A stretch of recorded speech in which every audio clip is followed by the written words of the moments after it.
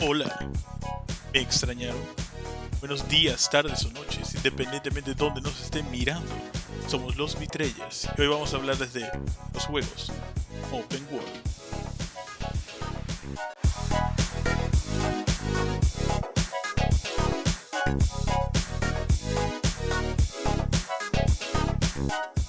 Sí, hoy vamos a hablar de los juegos mundo abierto, de ese que se volvieron bastante famosos desde hace un tiempo.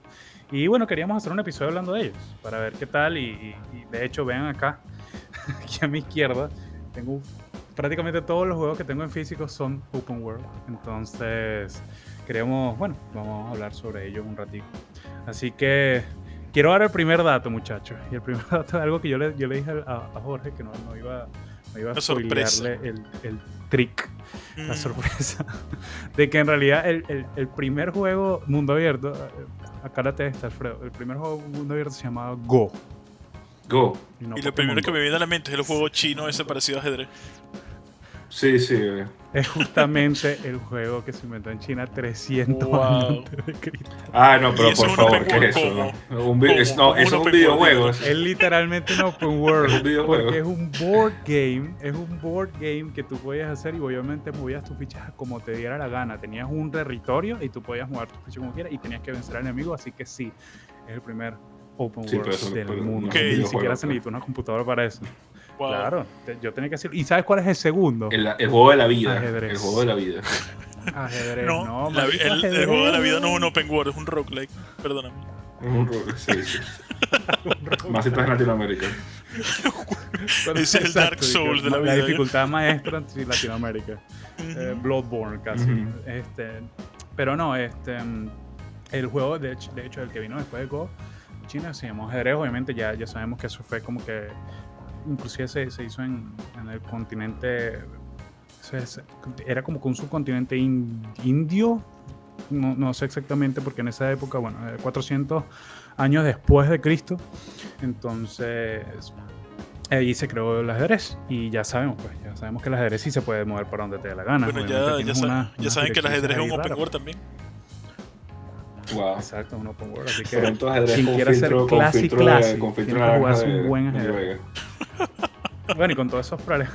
Bueno, pero es que mira, qué mejor forma de decir que es un ajedrez, que el ajedrez es un juego mundo abierto, que hasta ahorita ¿te acuerdas la historia esta, Alfredo, del muchachito que le ganó el mejor jugador de ajedrez del mundo? Hans Sniper, sí. Ah, no, pero lo de Hans Sniper ahorita eso es un juego, chamo. Sí, sigue en boga, pero es más por el drama, porque lo quieren volver un villano y... O sea, literal, a juro lo quieren volver un villano y eso, dentro de todo, está haciendo que ajedrez como tal suene como un juego a nivel mundial y es publicidad gratuita, pues. Claro. Pero bueno, sí es un open world. Pero uno pensaría, ¿no? Nosotros hablando de open world games, obviamente. Y uno hablando de ajedrez, los nerds aquí. Consola y todo eso. Pero no, y ya va de D&D. Estamos hablando de Dungeons and Dragons. D&D también es un open world. O sea, pero eso ya es un concepto demasiado abierto, clásico. Decir que D&D es un open world. D&D es todo. Sí, porque eso es pen and paper, pues. Es vida. O sea, porque D&D en verdad puede ser todo. Tú puedes convertir claro, D&D en lo que te dé la el límite gana. de la imaginación. El límite de la imaginación y ya. Exacto. Ahora, uno de los mejores juegos del mundo, ¿no? Sí. O sea, a nivel de boards, de board games, ¿qué más puedes conseguir que sí, de board D&D? game, pues, obviamente. Ahora, el concepto como tal se empezó a desarrollar en los videojuegos, porque ya establecimos que el open world nació en el ajedrez y en los juegos chinos.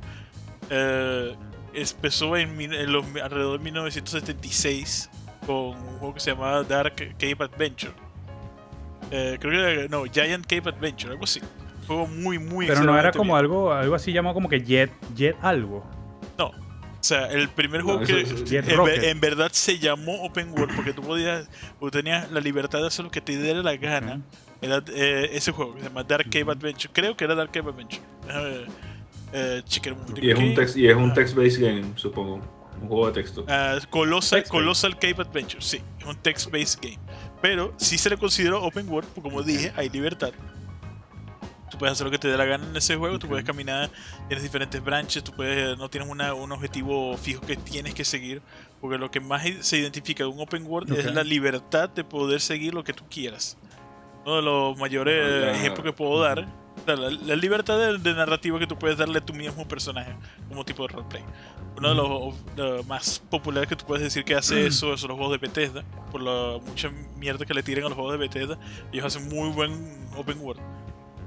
Tú puedes, al principio del juego, tú puedes pasar 15 minutos en la quest. Y después venir, mira, el mundo se va a acabar en 2 minutos. Y tú le dices, ok, mi pana, y vas 2 días seguidos haciendo quest, que no son la quest principal. Y esa es la libertad que tuvo un open world. Sí, no, entiendo. Claro, Pero no todos los open world games tienen que ser role-playing. O sea, tú puedes crear un open world game y tú le das al personaje de una vez un background y todo. Claro, está basado en la no linealidad, eso es todo. O sea, el open world es que no sean lineales. El mapa puede ser muy grande, pero si el juego te mantiene en un carril, tanto en el gameplay loop como en la narrativa, no puede ser open world. No puede ser open world. Exacto. Es debatible, pero sí.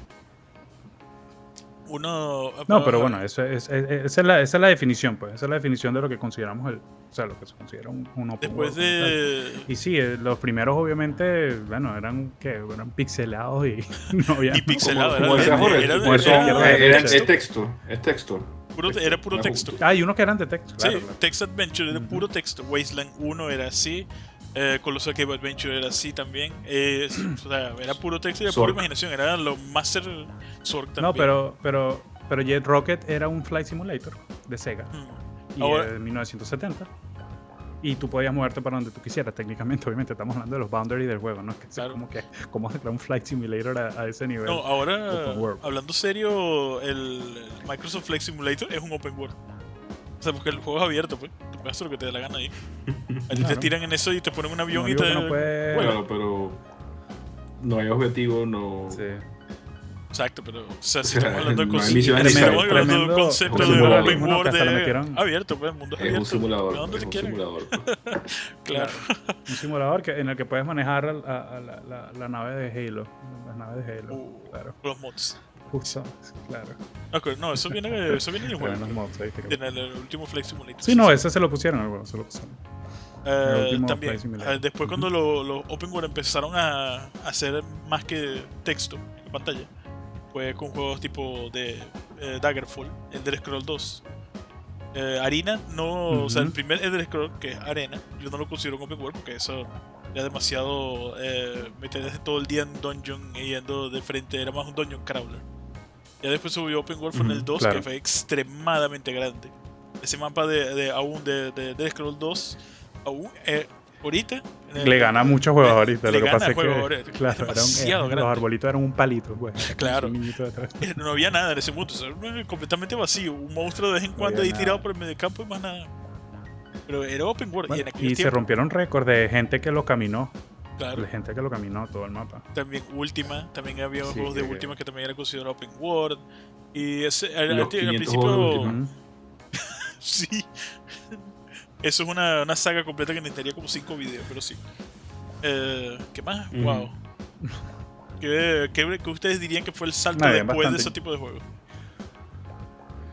Yo por ejemplo, yo no jugaba Open World, o sea, no he jugado mucho Open World. Y por eso que estábamos debatiendo antes de grabar este video de si Pokémon era un Open World. Pero sí, era más o menos lineal. Pero yo recuerdo que yo podía moverme a donde me diera la gana para atrapar Pokémon y para subir el nivel de los Pokémon. Entonces era como que probablemente ahí tenía algo que ver. Pero inclusive Zelda, ese fue un salto grandísimo. Zelda Ocarina of Time. ¿Ustedes considerarían Zelda Ocarina of Time un open world? Lo que pasa es que ese es un tipo de open world en el que la historia es lineal. La historia es lineal. Pero el mapa tú lo puedes como que tú te puedes. Sí, pero es que eso es distinto, porque porque la linealidad de la historia no se la. Exacto, hay linealidad en la historia y sí hay juegos donde debido a las limitaciones técnicas se programaba un hub world, ¿verdad? Y ese hub world era grandísimo, que en este caso en Zelda era Hyrule Field, que es lo que consideras tú el open world de Zelda.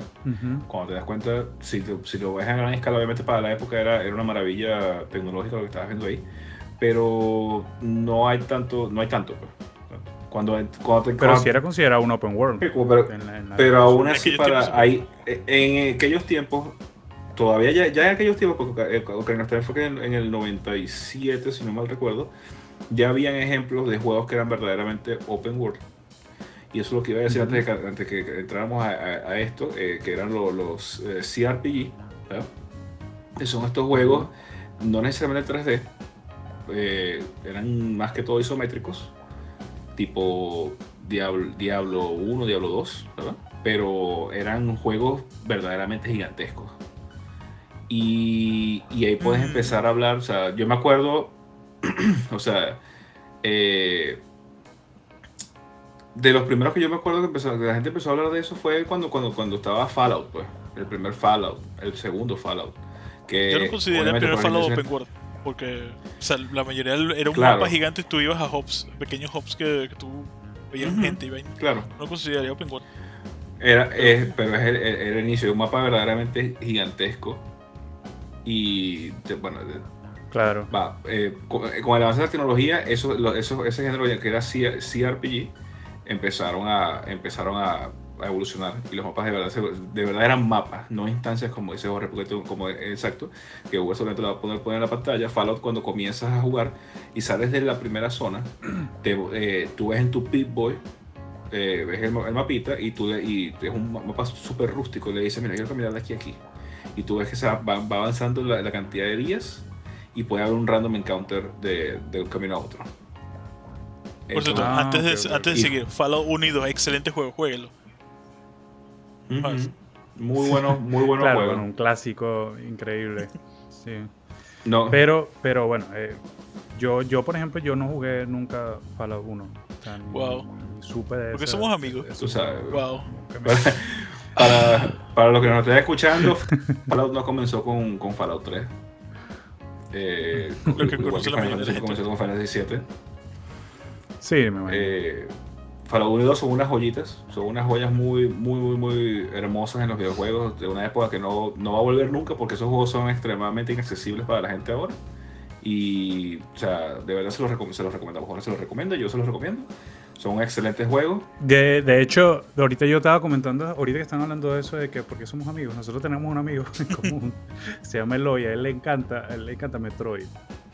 Y Metroid también es considerado un side-scrolling open world game, ¿no? No. O sea, porque... O sea, eso es ponerlo demasiado... estrechar demasiado. Eso es un género específico. Los side-scrolling son Metroidvania. Lo estamos diciendo ahora.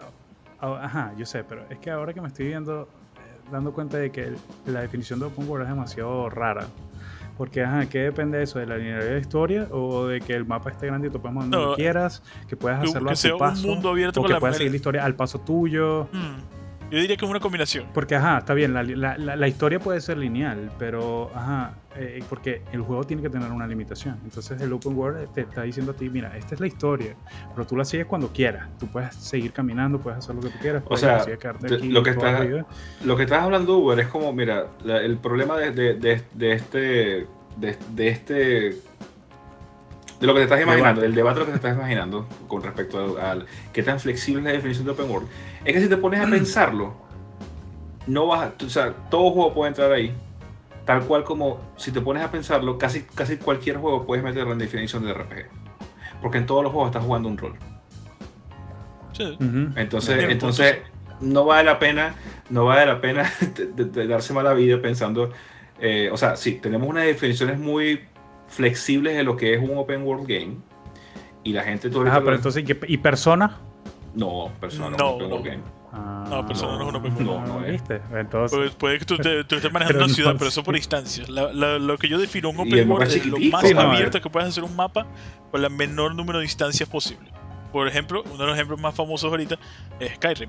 Skyrim es un mundo gigante con las únicas instancias siendo dungeons y ciudades. Y tú puedes poner un mod para que la ciudad sea abierta también.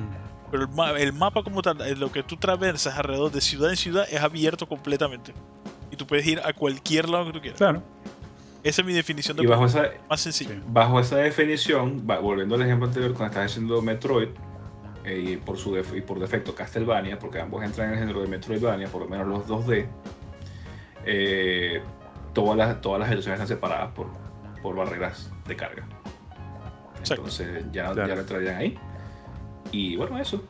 Eso. Incluso si te pones a ver los Metroid en 3D, también es así. Son niveles, y todos los niveles son distintos, están separados por barreras y nada, e instancias. Eso es todo. Yo no lo considero open world. No lo considero open world. Pero No, claro. saliendo. Pero sí han habido saltos durísimos en cuanto a la tecnología con respecto a Obvio. los open world. O sea, No, podemos- Hay desarrolladores no que solamente ya tienen eso, el unas tamaño de los cosas. mapas. O sea, tú puedes ver, hay una lista, un También. video de YouTube que a mí me encanta, que muestra la diferencia en el tamaño de los mapas. Por ejemplo, el mapa de Skyrim, que todo el mundo lo menciona, y yo lo he mencionado bastante, no es ahorita, para los estándares de Open Worlds, es pequeño, Es chiquito. es pequeñito. chiquitico. Sí, pero, O sea, pues, yo me acuerdo pero es que me es acuerdo de verdad, esto. tiene razón. Mira una cosa. Ajá. Ya nosotros tuvimos el capítulo de Battle Royale y en el capítulo de Battle Royale mencionamos DayZ. En el momento, cuando estaba siendo desarrollado DayZ y estaba despegando ese género, podías ver el mapa de Chernarus. Era gigantesco. Era una cosa inmensa. Creo que son 25 kilómetros cuadrados. Y también era inmamable de El- caminar. Ok. Sí, es gigantesco. Pero verdaderamente, haciendo esas comparaciones de tamaños de mapa y eso, el verdadero despegue, o sea, porque Skyrim marcó un antes y un después, ya sea para dicha o desdicha de muchas personas, porque el género ya existía. Y, o sea, Jorge es un conocedor del género, a Jorge le encantaban estos juegos, yo estoy seguro, yo conozco a Jorge hace muchísimos años y él jugaba este juego este género de Open World desde mucho antes de Skyrim. Pero Ujú. fue Skyrim el que lo puso en boca de todo el mundo popular. Tanto así Sí, que incluso Skyrim. ahorita lo han sacado en todas las consolas y a veces hasta 2 veces por consola. Es uno de los juegos Ya lo han más... sacado como más- 16 veces ya. Skyrim más normal y release. Skyrim Pro. Skyrim normal Sí, y sí. Skyrim Pro. Y el que VR, incluso y el Todd, VR. claro, incluso Todd se burló de la compañía diciendo que lo iban a sacar para neveras, el Skyrim, una de las últimas veces que La apareció. comunidad de el mods, chiste, sí, la sí. comunidad de mods que ha tenido de error. Sí. Sí. Pero O entonces, sea, vamos- estos saltos de... Un momentico. Entonces, el salto de los mapas de popularidad, así poniéndolos más grandes, en la actualidad la gente se acuerda, es del salto que dio cuando entramos a Breath of the Wild. Cuando Nintendo decidió por fin adoptar la fórmula para ponerlo en práctica en una de sus IPs principales. Pero Wind Waker no se pero considera igual es- Open World. Sí, exactamente. Pero Creo que sí. Wind Waker es open world.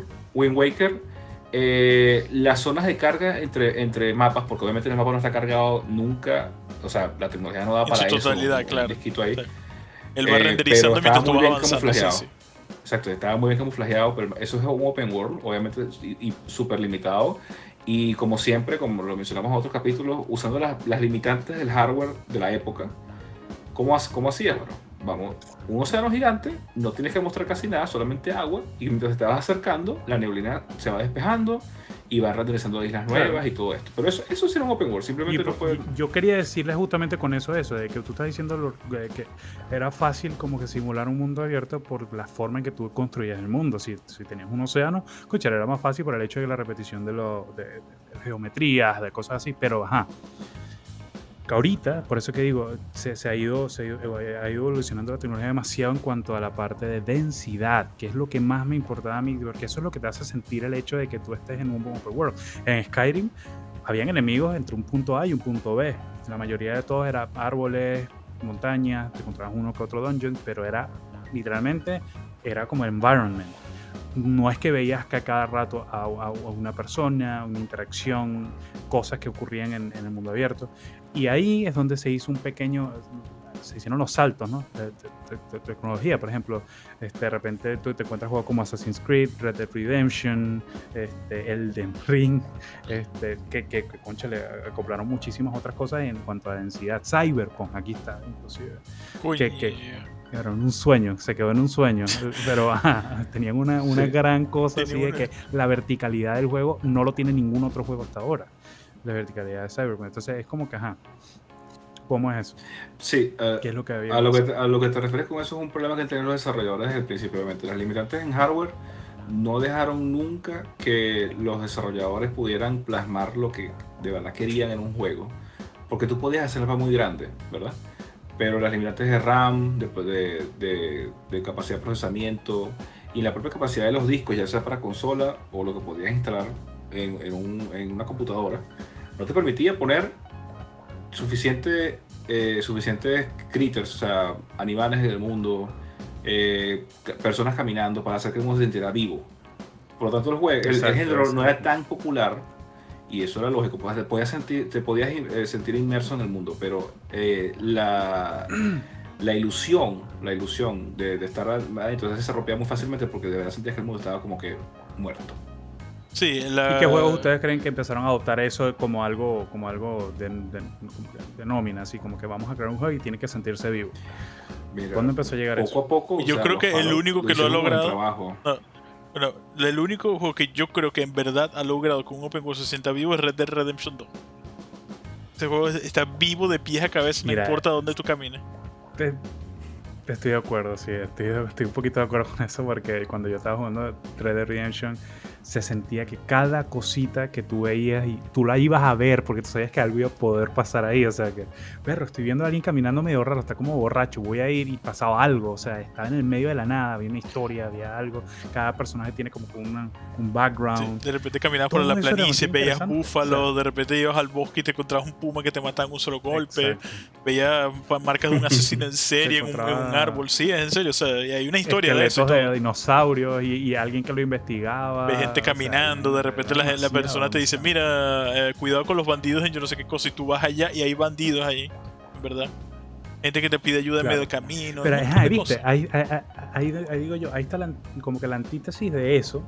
Es un juego open world que yo lo voy a decir, o sea, hay juegos, por ejemplo, los juegos Souls. Estamos hablando de Elden Ring. Elden Ring no es un juego que tú digas, es como que mientras menos diálogo haya, mientras menos cositas tengas de interacciones con la cosa, más se considera un soul game en ese sentido.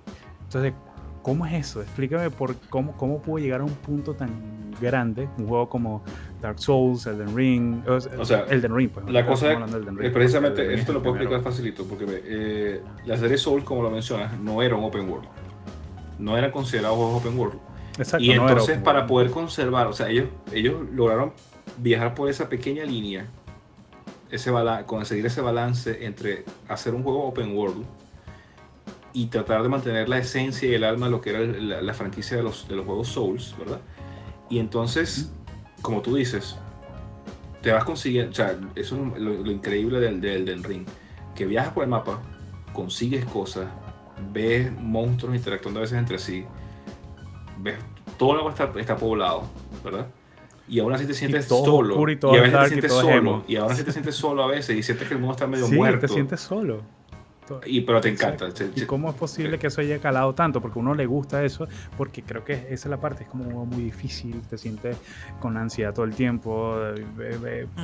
Bueno, eso tienes que darle. La única vez que yo sentía ansiedad en Elden Ring era cuando veía los osos gigantes. Esos tipos son dolor en el culo. Son un fastidio, ¿verdad? Sí, pero eso tienes que darle gracias a los directores de arte del juego, pues, porque ellos son los que se encargan de lograr esa atmósfera junto con el director. Y aún así que su primer intento como open world quedó muy bien, pues. Claro. Le quedó bastante bien. El único problema que yo le vi al pero, inicio por ejemplo, fue los NPC. Los NPC que no podías verlo. Porque funciona en Dark Souls 1 y 3. Porque tú puedes decir, mira, un NPC es tal cosa. Y como no eran lineales, tú veías ese NPC después. Pero en Elden Ring la vaina era, mira, habla con el tipo el tipo chino japonés. Ajá, hablaste con el tipo chino japonés. Nos vemos después. Y aparece en el coño. Y aparece si no lo viste, te jodiste donde tú no te imaginabas. Sí, la linealidad de los quests del Elden Ring es no sé si llamar una masterpiece o la peor cosa que ha existido en la vida, porque entre medio. No sabía dónde rayo encontrar a la otra persona. ¿Cuántas veces yo tuve que buscar en Google, mira, ¿dónde está la tipa esta que me va a ayudar a matar a Miquela? ¿Dónde está? Y tuve que seguirla por mapa y mapa. Exacto, es gigante. Voy a un sitio donde hace frío. Ya, listo. Te lo encuentro en cualquier lado. Y algunos ni siquiera te dan pistas. Pero por eso yo digo, por ejemplo, hay exacto, no te da pistas. Pero hay otros juegos que a mí, por ejemplo, esto es uno de los juegos uno de los que más me emocionó cuando yo vi uno de los primeros leaks y trailers y todo eso, que yo lo tengo justamente aquí. O sea, es Ghost of Tsushima. Porque Ghost of Tsushima a mí me pareció algo muy interesante porque seguía todas las linealidades de la cultura, las cositas necesarias. Pero el mundo como tal, a nivel gráfico, es algo que yo, por ejemplo, yo creo que inclusive hasta podría decirle que a nivel gráfico nada más, estoy hablando de paisajes, de cosas. Yo le ganó inclusive a Red Dead Redemption por el hecho de cómo trataban cada hojita, el movimiento del viento, las cosas, porque se sentía como si fuera demasiado, no sé, prácticamente como que sentías las hojas cayendo. Dime, no sé dime la cómo verdad, tú te la explicarlo. pasabas haciendo Y eso, haiku, a mí ¿verdad? me encantó muchísimo. No, bueno, sí, pero, Yo te conozco. pero me gustaba Wibu. burda, era muy lindo, hacer un hike era demasiado lindo. Tenías que hacer tu cuestión, era bien bonita la canción y todo eso, y bueno, o sea, tiene sentido. Que no es como un juego así tipo de acción como Far Cry, que tú de repente, lo único que hacías es tratar de, era como que las armas y todo eso aroma se volvía, te quitaban un poquito el open world porque tú lo que querías era matar un poco de donde te encontrabas un settlement, lo querías matar y Wow, hacer todas las cuestiones, es cierto. y no lo Nosotros, podías disfrutar tanto. nosotros hemos estado hablando de juegos open world y no hemos hablado de Far Cry. Porque aún así que nosotros le echamos mucha mierda a Far Cry Exacto, Far 5 Cry, y que fue uno de 4. los- El 1, 2 y 3 fueron bastante buenos. El 2 y El Far Cry 3 y Sí. el Far Cry 3 es Tremendo. qué bueno. el 4 es medio medio. La historia es una Bueno, con verga, el mejor pero villano que ha existido hasta ahorita, Vaz, ¿no? sí, el base es el del 13. Ujú. El del 4. No, pero el 3 Inclusive Vas, Far Cry 1 sí, fue de sí. los primeros shooters open world que hubo, creo. Sí. sí, Bueno, primero. no, bueno, sí. Far sí, Cry 2 sí. fue el mejor. Sí, de verdad que qué locura, de verdad como yo creo que Far Cry 2 sí fue uno de los mejores, pero Far Cry 3 obviamente tiene a uno de los mejores villanos de todos los Far Cry. Sí. Ese es el O sea, mejor de villano todos de los los Far Cry, lo sí tiene es el Far Cry Buzz. El del 4 es medio, pero Ujú. lo Buzz es triste, el mejor. ahora recordando de Far Cry 4, Bueno, es todo el villano es mejor que la gente que te ayuda. O sea, en verdad, tiene mejores ideas que los ayudantes, porque los dos finales son una cagada. El único final que vale la pena es cuando te alías con el villano. Far Cry 4. Sí, pasa mucho. Es No, y horrible. Far Cry 5 que lo odié completo por el modo que se hicieron la historia, de que te sentías así la parte final con el tipo ese que al final tenías como que ver el final bueno, el final malo y los dos son malos. O sea, no Ujú. entiendo exactamente qué A mí no querían me, hacer a mí con no me eso. gusta mucho Far Cry, la verdad. Me parece un poco repetitivo. No, es muy repetitivo. Es Claro. el juego de demasiado. Ubisoft. De hecho, pues, tenían todos que los encontrar juegos de cosas Ubisoft son diferentes repetitivos. para poder sobrevivir. Entonces, Assassin's Creed, pues estamos hablando de Assassin's Creed. El Assassin's Creed 1 es el juego más repetitivo de la historia. Fue O el sea, único que Assassin's pasé y Creed después 1 no jugué ningún con otro. Altair fue. No me llaman Yo tampoco. no sé quién. Era lo peor, ¿no? O sea, no puedes hacer más nada que. Mira, acá está este tipo, mátalo. Ok, dale. No, era un producto de su ahora tiempo, mata a este. era un producto de su tiempo. ¿Qué vas a hacer? Claro, o sea. En no aquellos tenía tiempos el nada, juego pues. se dividía en Y matar a alguien por ese fue uno espalda de los y que parry. no envejeció bien. Y no me pareció que envejeció muy bien Assassin's Creed. Con lo que tenían así, la historia, las cosas, se volvió un poquito muy raro. Por ejemplo, Assassin's Creed Valhalla yo lo jugué, no lo he podido ni siquiera terminar porque es que me parece como que muy acción, más de peleas y ya. No sé, cada quien tiene su gusto, se entiende, pero como que no me gustó Es que como añejó. La el fórmula, juego. pues. O sea, la Así fórmula de que- Assassin's Creed 1 ¿Sabes que fue. uno, de hecho, mejorando. ahorita lo mencionó Kojima. Kojima mencionó ahorita que no sé si fue Kojima, alguien estaba mencionando, creo que fue alguien, Brandon Sanderson. Yo estaba en la Comic Con y fui a uno de los paneles de Brandon Sanderson y él estaba comentando que uno de sus próximos libros va a estar adaptado.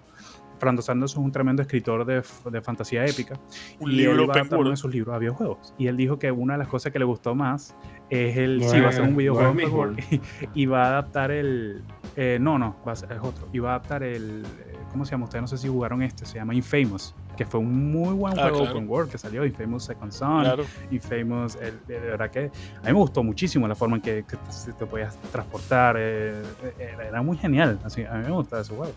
Y bueno, él va a hacer una adaptación y quiere como que tiene en mente algo parecido a eso, porque su mundo es burda interesante con respecto a las habilidades. Pero sí. Mencionaste Eso es lo Kojima. Yo pienso que también uno de los, Y sal- de los obviamente saltos, Kojima. de los saltos más increíbles en cuanto a Open World también fue cuando él logró, antes del debacle horrible que hubo con Konami, logró sacar incompleto Metal Gear Solid 5 de Phantom Pain. Que Sí. ese juego es increíble, todo el nivel de detalle que tiene. Tú vas hasta que sacarle Ground Zeroes. Pero bueno, ajá.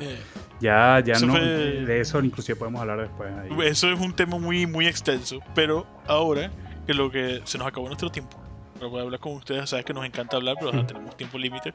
Lo que queremos decir es que Bethesda Pesta, lo único que vale la pena es que son un lienzo en blanco para unos buenos mods. ese es nuestro mensaje para este Jueguen. y por lo que quisimos. Jueguen Fallout 1, jueguen Fallout 2. Jueguen Fallout Jueguen. 1. Jueguenlo. Jueguen New Y Vegas. por favor, obviamente, sigan la cuenta, den un like. Todas nuestras redes sociales. Mua, mua. Y de verdad, bueno, los queremos muchísimo. Tuve Quien, problemas quien encuentre a Fredo esta vez por ahí, se se- merece un saludo. y un beso también. Bye. Nos vemos. Mua. Cuídense pues. Chaito. Bye.